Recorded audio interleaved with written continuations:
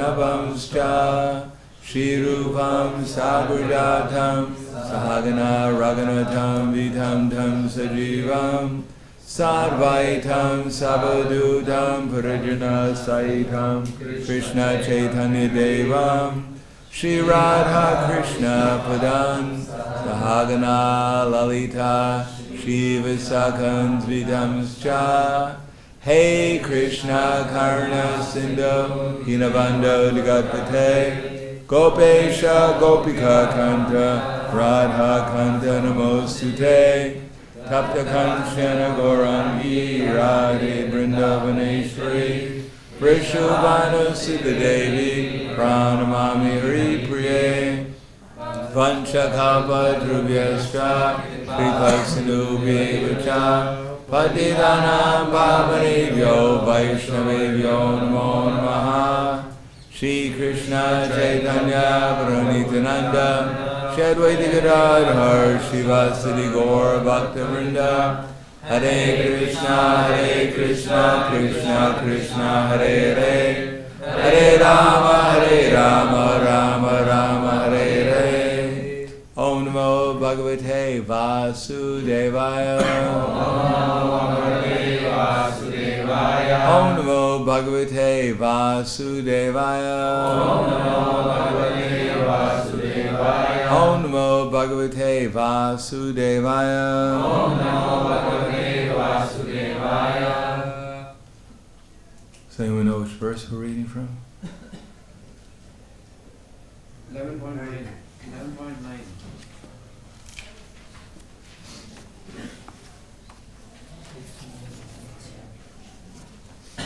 So, we're starting with 11.9 until what verse? 11.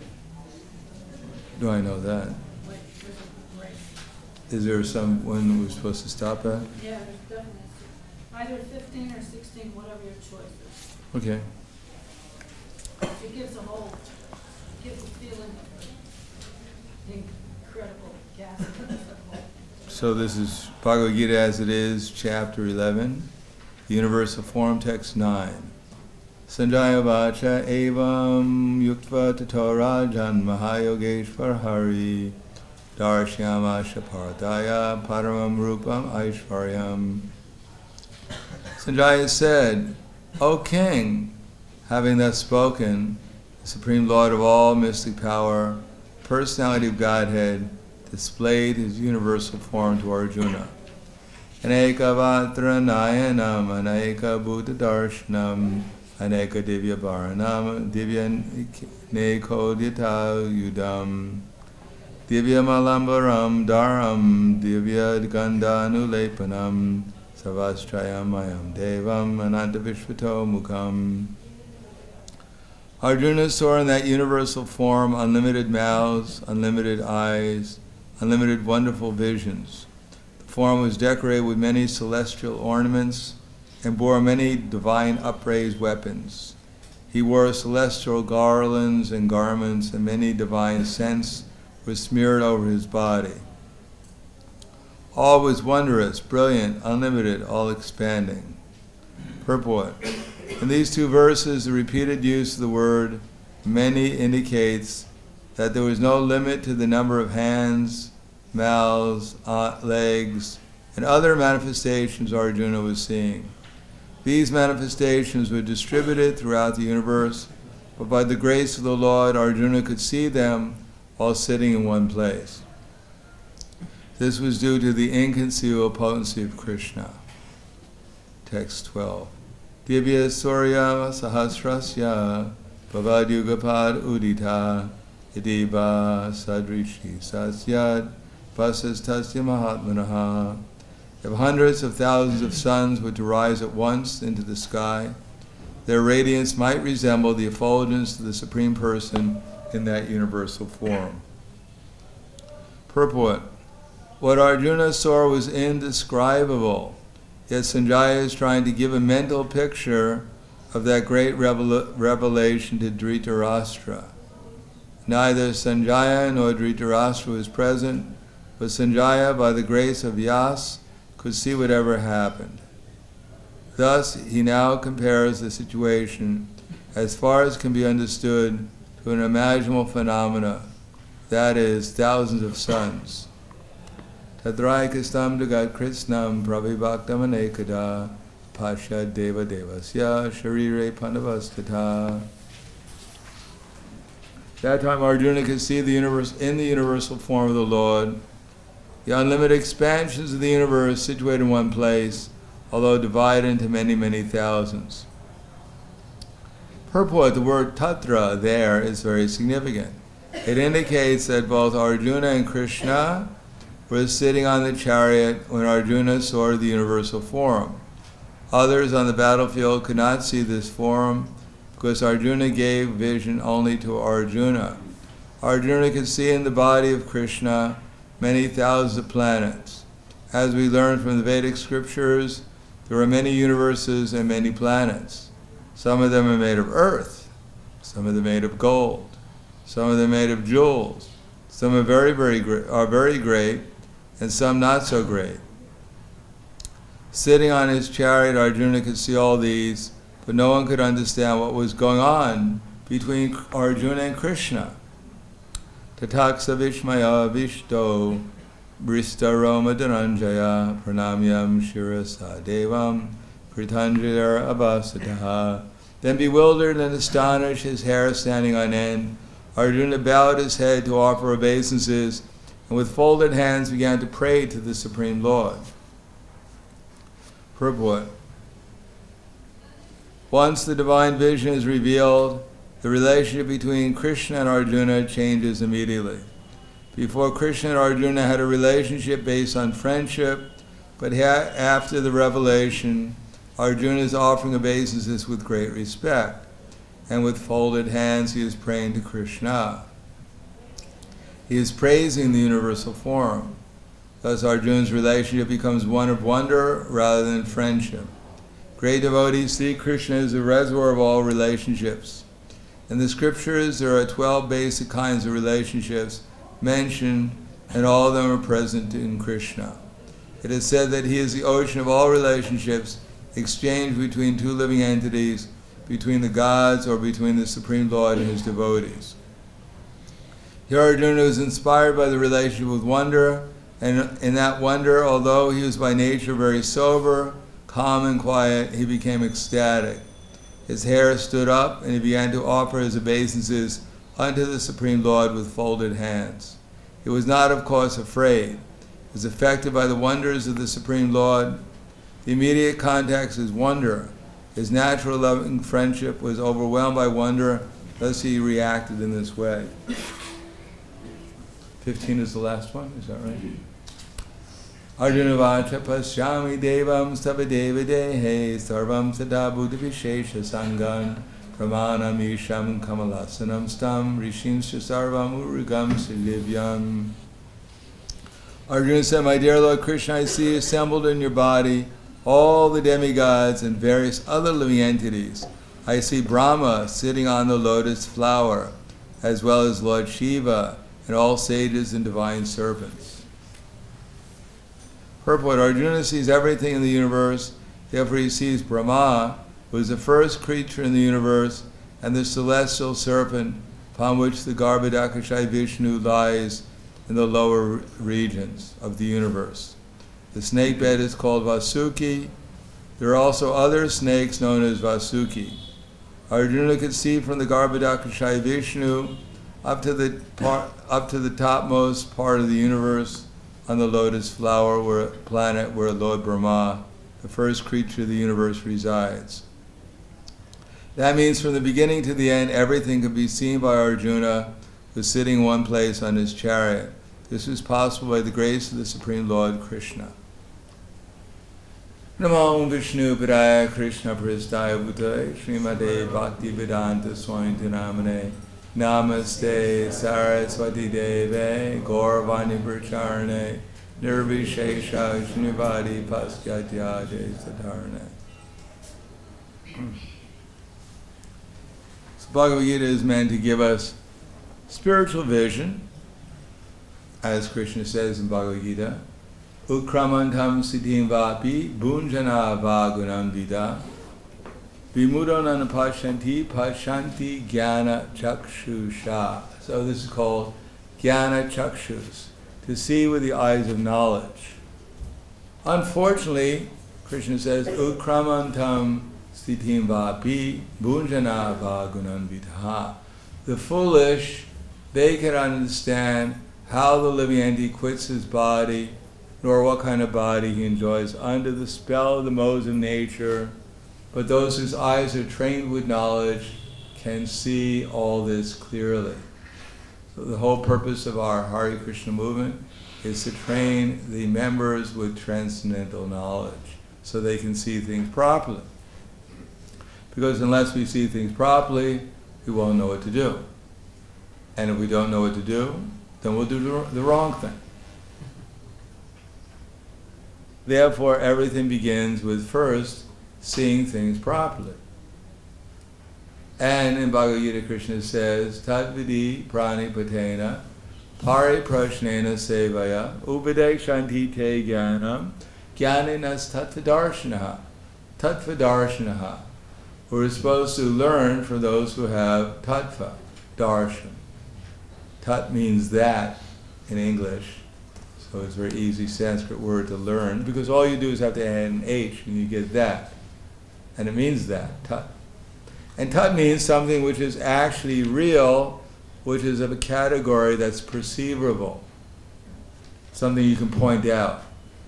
In English we have what's called demonstrative pronouns. A demonstrative pronoun is a pronoun that indicates something that's observable directly, like that, or these, or this, or that, or those, or these, or this, or that. So that glass. So that glass is part of the category of glasses. So similarly, tattva, darshan, those who have tattva darshanaha, they can perceive things as they actually are. They understand everything, how to put everything into the proper category. And our submissiveness, as well as our inquisitiveness, and our rendering service culminates in becoming a tattva darshana, seeing things properly. And seeing things properly means vidya, vinaya, sampane, brahmani gavihastini, shuni, chaiva, swapake, cha, pandita, samadarshana. That we can see everyone is a spiritual being engaged by Krishna, by his material energy in the material world at least, in some kind of activity, and in the spiritual world in some kind of spiritual activity. So everyone is a soul, and when we see things properly, we understand the soul's presence, and we understand how the material nature is working under Krishna's energy called Maya Shakti. So now we only have a little vision of Maya Shakti, and we probably have less vision of the spiritual energy. But here in Bhagavad Gita, a more vast experience of the material energy is being given from the demigod point of view. When Krishna says, Divya Surya Sahasrasyaha Bhavat Nitumam Satchase Drastum Anenaikva Chakshusha Divya Dadami Te Chakshu Paishame Yogamaishwaram. You can't see me with your present eyes, Krishna tells Arjuna, because Arjuna has spiritual eyes. So therefore, Dadami, Krishna is going to give him mundane eyes. Drastum Dadami Te Chakshu. He's going to reduce his vision to the vision of the materialist, to the demigod vision. So the 11th chapter is not an upward vision, it's a downward vision. So Arjuna can appreciate Krishna's Ugra Rupa, his horrible feature. Otherwise, Arjuna is too much in bliss, in love with Krishna, and therefore he could not appreciate Krishna's Ugra Rupa, his horrible feature. Now for us, probably it's an up. For Arjuna it was a down, for us it's an up. People take drugs in order to achieve these types of visions, in order to realize some other state of consciousness. But of course, taking drugs will not bring one to the vision of the universal form. Only by Krishna's mercy one obtains such a vision. But if we study carefully the Bhagavad Gita, we can actually visualize something just like seeing Brahma on a lotus flower. And then we can travel down that lotus flower and we come to Garbhodakashai Vishnu sitting on the bed of Ananta. And that meditation is actually a vision, a part vision of Krishna's universal form. Of course, it would be probably more difficult for us to see unlimited heads, unlimited arms, unlimited bellies, but we can imagine many, many arms, legs, and bellies. And not only in this chapter, and even in the 13th chapter, Krishna says, Sarvata Panipadam Tat Sarvata Shri Shiromukam Sarvata Shrutimaloke Sarma Vrittitishati. Everywhere is his arms, his legs, his bellies, his faces. In this way, the super soul pervades everything. Now one may think, well, that sounds rather strange, having so many arms and legs and bellies. So where are those arms, legs, and bellies? Well, we're actually observing it. These are Krishna's arms, these are Krishna's legs, these are Krishna's bellies and faces. And although we're thinking this is my face, this is my arms, this is my legs, but actually we have absolutely nothing to do with any of these things. We're simply observing them, just like if you go to a movie and you're watching the movie and you believe that you're actually a part of the movie, because without believing that you're part of the movie wouldn't be very much fun. Unless you believe that you had become Godzilla or Tarzan. You wouldn't be very much interested in watching the movie.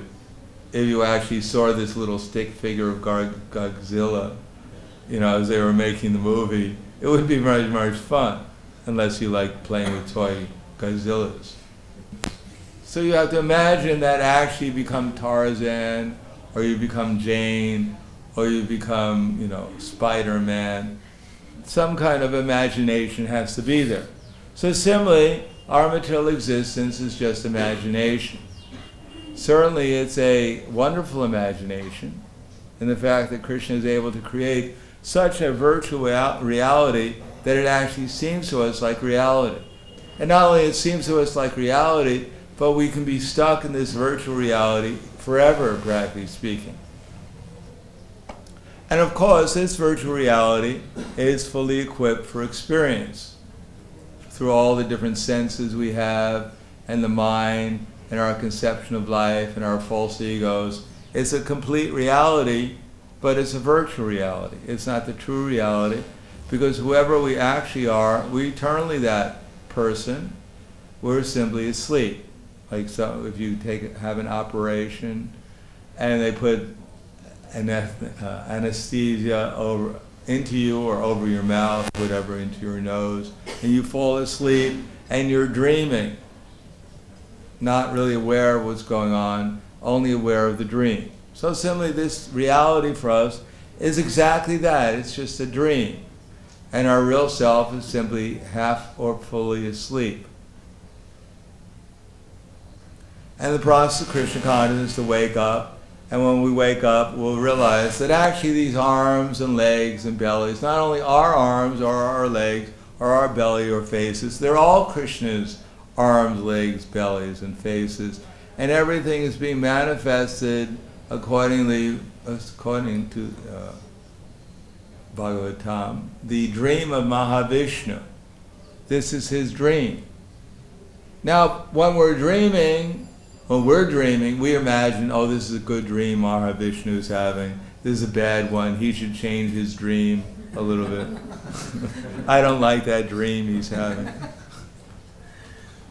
So we actually believe we have some kind of direct control over our existence here. But actually we have no direct control, sorry to tell you.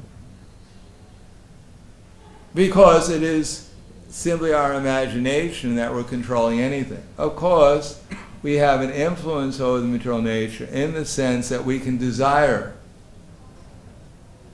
Or as Prabhupada writes in the 5th chapter of the Bhagavad Gita, desire is a subtle form of conditioning for the soul. So we're being offered so many desires, and we can choose, and according to our choice, then Krishna will arrange his dream accordingly. He'll provide us with a certain dream according to what we're desiring. If we desire, we dovetail our desires with the idea of becoming a dog, which is one of Prabhupada's seemingly his favorite animals for someone to become. If we desire to become a dog, then Krishna will arrange our dream, or his dream, so that we can dovetail our dream with his dream, and imagine we become a dog.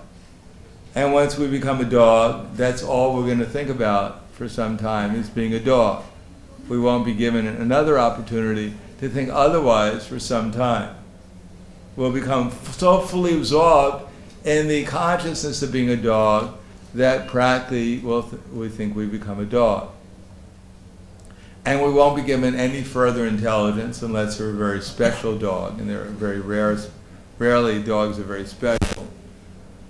So that we won't have any intelligence to think that we're anything other than a dog. And that may go on for a long, long time. But in the human form of life, we have the opportunity to dovetail our desires with something transcendental, namely devotional service. But there's a vision to devotional service, and part of that vision is explained here, that we're not part of the universal form, that this whole universal form is Krishna's form. Everything we see going on around us is Krishna, at least his form, the universal form. It's his energy manifested as the universal form, which is non-different from him. And it's perfectly arranged. There's no injustice. However much we have our sentiment of what's good and bad, everything is perfectly arranged.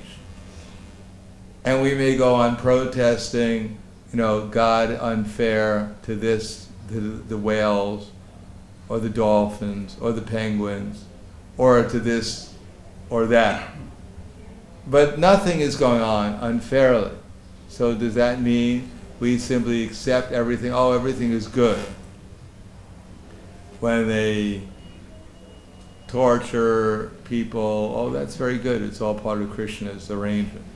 It's part of Krishna's form, so it must be good. In one sense, that's true, but the desires of living entities that cause these things to come about are not very good. So we don't say everything is good, as Prabhupada used to say, we're good and everyone else is bad, because everyone thinks like that. The only difference is we're right. We're good because we know what the good desires are. Good desires are in relation to Krishna and trying to fulfill Krishna's mission. And everything else is bad. It may be relatively not so bad, like in the mode of goodness, it's not so bad, but it's bad. So any desire outside of Krishna's desire is bad, but there's bad and there's worse. That's all. So beating on penguins is worse, and feeding the penguins is bad. Because either case, we'll probably have to come back as a penguin. And that's bad. Therefore, the only thing that's really good is to give the penguins prasad and chant Hare Krishna. Everything else is bad. In other words, if we have the right vision, the right understanding, then we can remain fixed in devotional service. Devotional service is always good. Everything done in relationship to Krishna, under Krishna's directions, and the directions of his representatives, is always good. But it's even better to understand things properly, because then we can have the right vision and we can become fixed in the best. So here Krishna is showing, ultimately, one of the most significant verses, which we didn't get to yet. Arjuna asks, what is this all about? Akyakime ko bhavanu rupo namostate deva vara prasida, vigyatim ichami vavantam adyam nihi prajanami tava pravritim. Arjuna was actually curious. I mean, 5 minutes ago, Krishna, he was sitting here as a normal gentleman. We're about, enter into a battle, but you seem pretty calm. You seem pretty sane. And then suddenly you went mad. You went completely bonkers. Fire started coming out of your mouths. Your heads were, you developed all these heads, and your arms were flying about all over the place, and you were eating soldiers for breakfast and lunch and dinner. What happened to you? Was it something you ate? Did you get up on the wrong side of the bed? You're a little nervous about the battle, or what happened? So Krishna says, Kalosmi loka she krit pravrido lokan samaharti miha pravritik. Kalosmi loka she krit pravrido lokan samaharti miha pravritak. Vitepi tvam na vishanti loke yevasti tat prankeshioda. Time I am the destroyer of all the worlds. I have come here to engage everyone. Except for you, the Pandavas, all the soldiers on both sides here are going to be slain. In other words, what we're seeing is time. If we ever notice, things don't seem to be very steady in the material world. Everything seems to be changing, and not exactly according to the way I want them to change all the time. So what are we witnessing? We're actually witnessing time going on. And what is time doing? What is the purpose of time? It's to crush everyone. So if you're having a bad time, well then you're normal. If you think you're suffering, things aren't going the way you want them to, well that's good. It means you have some knowledge. And if you think everything's great, exactly what I want, then one is a fool if one thinks like that. Yes, it's fantastic. I'm going through birth, death, old age, and disease. Bring it on. What a wonderful world. So what we're actually witnessing is the effects of time. Experiencing is the effects of time. And if you think, well, I'm going to be young forever, well, just wait a few years. Don't worry. Everything will be revealed very quickly.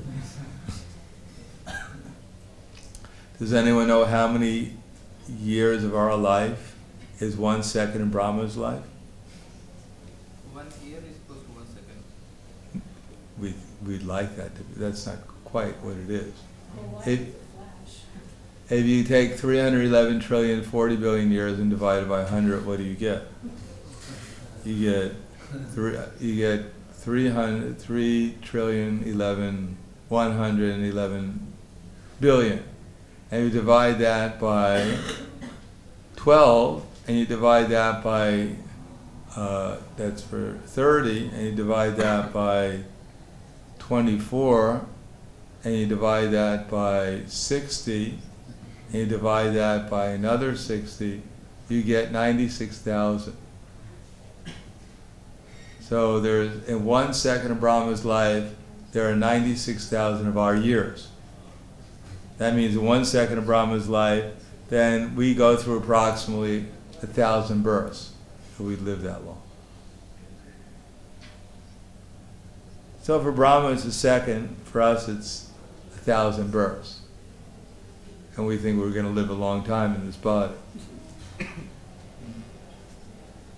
Therefore it says when Brahma, he left after stealing the cows and the cowherd boys and hiding them, he only left for a nimesha, actually less than a nimesha, which is only a fraction of a second. And in Mahavishnu's life, in 1 second of his life, 3 Brahmas are born and die.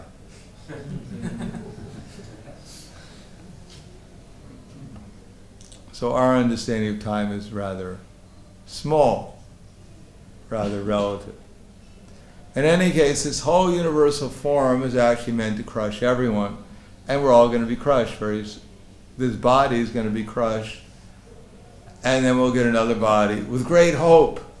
This little baby is born, it's going to become a great lawyer, it's going to go to Harvard, it's going to make millions of dollars, and then it's going to die.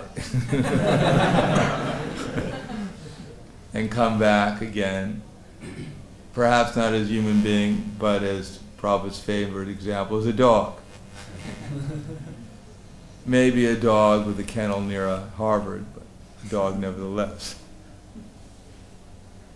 And that will go on forever. Very something to look forward to. You can put that on your calendar. Therefore, the universal form is actually supposed to strike fear in the hearts of the living entities who read it. If there's no fear, we think, oh, this is pretty far out. Fire is coming from his mouth.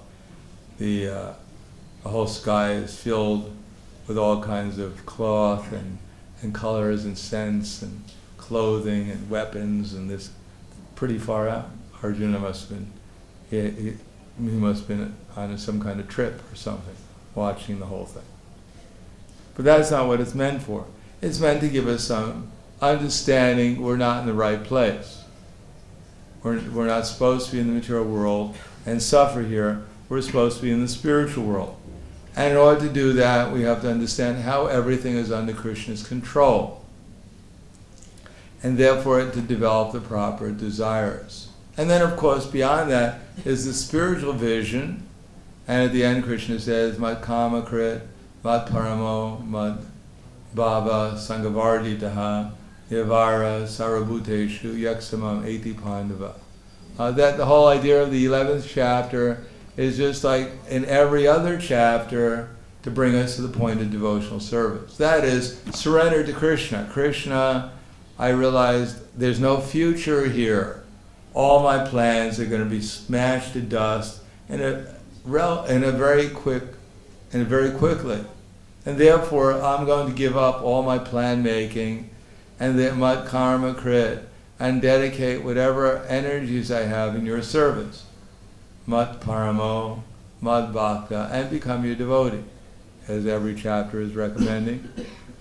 Sangavarditaha, give up all materialistic association and become everyone's friend, because everyone is actually a soul. And everything is arranged perfectly to help us become Krishna conscious.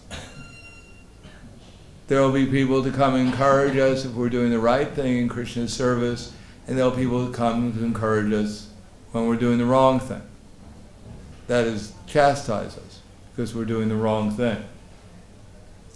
Or at least to learn tolerance so that we can understand, become detached from this material conception of life, and at the same time become attached to dedicating whatever we have in Krishna's service. We may think we're better than someone or we're worse than someone, but actually it is all based upon our material conception. Because the only thing we're observing now is someone's material body and activities. But this has nothing to do with the soul. Every one of us are eternally exactly the same soul we were when we came to the material world. And when we leave the material world, we'll be exactly the same soul. Nothing at all has changed or can change, because we have nothing to do with the material world. The only thing that's going on is in the material world is souls has simply chosen the wrong place to be, that's all. And when they choose the right place to be, then Krishna will put them into the right place.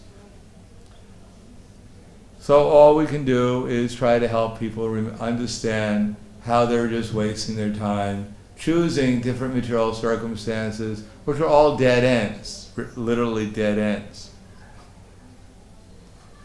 Or as Badrinarayan Maharaj said in the class today, this is the one place no one gets out of alive. Probably. Anyhow, they're not going to get out of here alive either. Therefore, we should take this universal form seriously. It's Krishna's form. It's actually made in such a way as to encourage living entities to get out of here as soon as possible. Only the foolish will stay here, being tortured by the material nature, and hope, due to false propaganda, that the future will be better than the past. But we know that whatever, however bad the past was, it's going to get a lot worse. Whatever nightmares we've had in the past, they're going to turn into greatly, very difficult nightmares. There. Therefore, we should take Krishna's visions that he's giving us, and we can even meditate. Strangely enough, one of Prabhupada's favorite chapters was the 11th chapter of the Bhagavad Gita. He liked reciting it. Madanugrahaya paramam guyamat yatma samgitam yet prayokta vachastena mohayam vigatomaya bhavapyo hi bhutanam shuta vishtrasomaya tatat kamala patracha ahatmamapi chaviyam. So that was Prabhupada loved reciting this 11th chapter because it's full of wonderful descriptions of Krishna's universal form. So we can meditate on this. And then it becomes meditating on Krishna. And therefore we'll become attached from all our material conceptions of life. We'll be able to see how this is all Krishna's arrangement, and that we have an opportunity to, at every moment, to experience how Krishna is making arrangement. And if we participate in this Sankirtan movement, and whoever we meet, we try to help them understand everything in relation to Krishna, including this material nature, see everything in both the material nature, how to utilize material nature in Krishna's service, and inspire people to enter into the spiritual nature of Lord Chaitanya Mahaprabhu's Sankirtan movement by chanting Hare Krishna. Then this meditation on the universal form will also be as ecstatic as hearing the rasa dance with Krishna. You see Prabhupada looking at the pictures in the 5th canto of the Yamadutas torturing people, and Prabhupada has a big smile on his face. Not that Prabhupada was a masochist or a sadist. He loves to see people getting tortured. Just like Shukadeva Goswami, Pariksha Maharaj was greatly disturbed hearing about the sufferings of the living entities, but then the remedial measure was given to him, the chanting of the holy name in the 6th canto. But Prabhupada was seeing how things in relationship to Krishna, and therefore even the souls are being tortured in the material world. It's meant to wake them up. In the Srimad Bhagavatam, it is said that souls are asleep, just like sometimes a lover, his beloved is asleep, and he tries to shake the beloved to wake them up, her up, or him up for material enjoyment. So similarly, Krishna sees the souls in this material world are asleep, and the whole material experience here is just to shake us up so we can wake up and enjoy with Krishna again. So that's one way. When we're being shaken, we should just know that Krishna is shaking us to wake us up so we can enjoy with him again. So I'll stop there. Thank you. Any questions? Comments? Yes? So what is the difference between this Kan Rupa and Can you Ugra? take the mic? We have a large audience.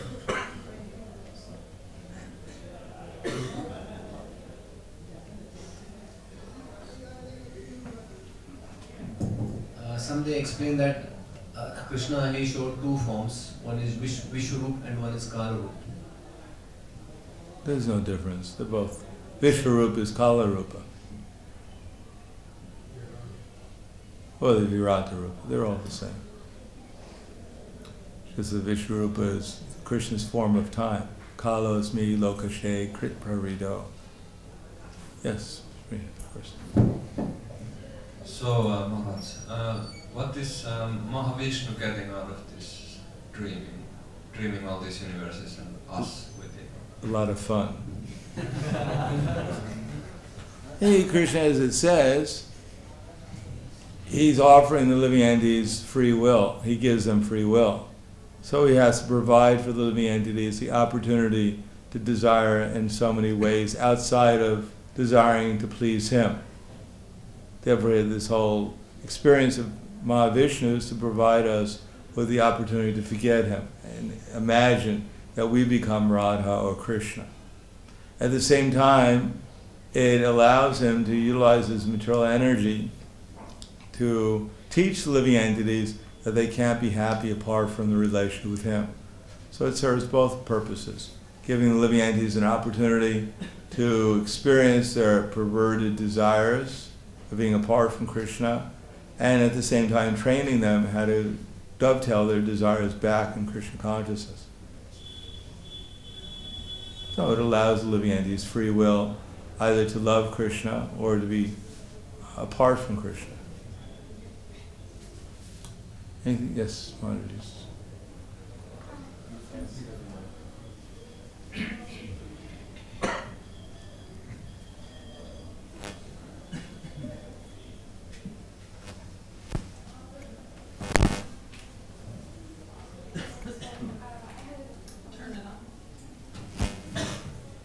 So I had a question in relation to what you said about that we have no control over life and that Krishna have arranged everything. And I'm just wondering, how are we supposed to know what Krishna wants about or for our lives? Well, we do have control over our life. We don't have final control because all we can do is desire. And Krishna understands our desire just like one can understand the flavor of a flower by smelling it. So Krishna makes the arrangements according to what we deserve and what we desire. And what we should desire is according to Guru, Sadhu, and Shastra. Because those are general.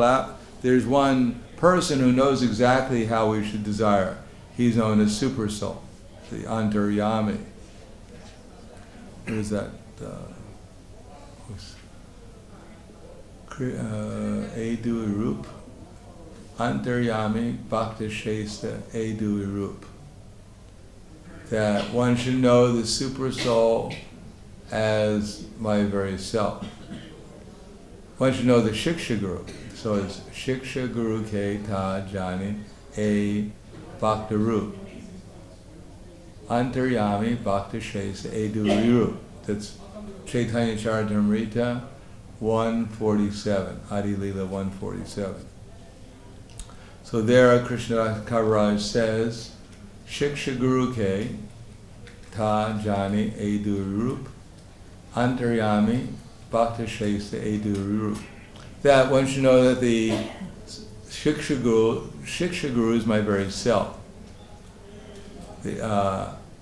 And Antaryami, the Super Soul, and the best of the devotees, they're both my representatives. So we should find out what Krishna wants, what Antaryami, the Super Soul, wants us to do. And in order to do that, we have Guru, we have Sadhu, and we have Shastra. And we have intelligence that Krishna supplies. We have our ability to pray to Krishna, that we don't know what Krishna wants us to do. According to Guru, Sadhu, and Shastra, pray that we can, these things will help reveal what the Super Soul wants us to do. And when we pray and we do what's necessary in order to become qualified to get the revelation of what Krishna wants, then the result is when the Super Soul is pleased with us, then Dadami Buddhi Yogam Tam. Then He gives us the intelligence by which we can come to Him. So how to do that? Tesham Sadatam Yuktanam Bhajantam Prati Purvagam. The devotees, which are Bhakta Shrestas, they tell us how to engage in constant, enthusiastic, with Priti Purvagam, with loving service to Krishna. That is devoid of desires of sense gratification, mental speculation. So when we engage in devotional service like that, to the best of our ability, then Krishna Dadami Buddhi Yogam Tam. He gives us the intelligence so that we know exactly how to improve our unalloyed, uninterrupted service to Him. So that's what Krishna wants. That's what we're supposed to do. That there are 9 processes of devotional service: hearing about Krishna, chanting about Krishna, remembering Krishna, offering prayers to Him, serving Him, doing deity worship, being a friend of Krishna, or surrendering everything. That's what we're supposed to be doing. And we're doing that with uninterruptedly, with enthusiasm, then we're perfectly situated. So loving Him then? Yeah, loving and serving Him. Whoever we meet, Yari Deka, Tari Kaha, Krishna Upadesh, Ama aga gruhana taride. Whoever we meet, we should try to help them revive their loving relationship with Krishna. We should inspire them to perform devotional service to Krishna. So that's what we're supposed to do. We have a 24-hour opportunity. Even in our dreams, when we meet someone, we should try to help them become Krishna conscious. Offer them prasadam in the dream, or chant Hare Krishna with them, or tell them to distribute a book to them, get a donation from them. Then we're perfectly situated. Yes? I was wondering, I saw here in text 14, when it says, so Arjuna was ecstatic, but it actually was because he was full of wonder, and not because he was in a friendship relationship with Krishna anymore.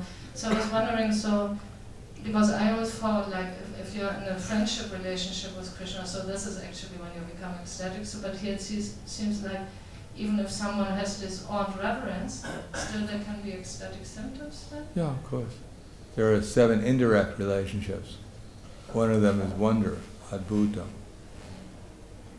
So anything in relation to Krishna can be ecstatic.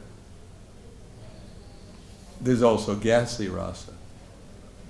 But we probably wouldn't, just like if you're eating a meal, sometimes you may have different spices, like chilies, you put in chilies, but you wouldn't probably like to eat a meal of just chilies. So just a meal of only ghastly rasa wouldn't probably be very satisfying after some time.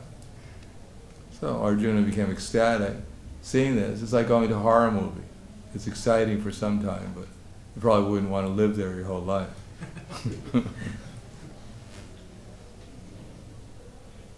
Anything else?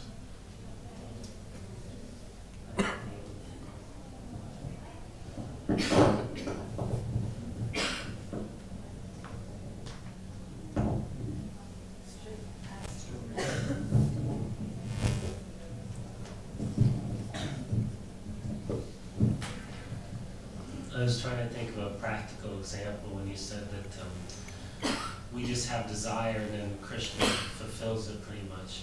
And I was thinking, like, if after class I have a desire to go somewhere, I don't really think about standing up and walking there. I just think about where I'm going. Now, how does all that other stuff happen without me thinking about it? How do I get up and walk? And I just have a desire. And then all these other things happen. Well, it's according not only to our desire, but what we deserve. So we don't, most of the things that go on, we're not thinking about anyhow. No. We're not thinking, oh, how many, my heart, it's beat.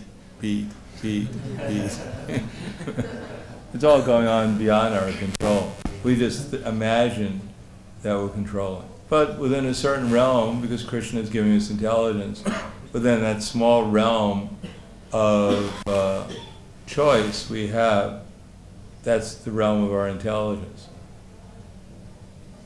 And therefore, if we actually are more mindful, when we get up, we can get up more mindfully.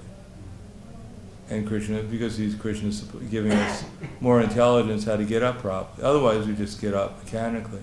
We have no idea. But it's not that we're doing all the activities, it's just that we're unmindful. Krishna will carry it out. We're just willing to get up, and Krishna makes all the other arrangements. So generally 99.99% of what we do is unmindful, because we're unconscious. And Krishna just arranges it all. And we take all the credit for it. All right, thank you very much. Grantaraj, Srimad Bhagavad Gita, Ki Jai. Srila Prabhupada, Ki Jai. Gaur Premanande.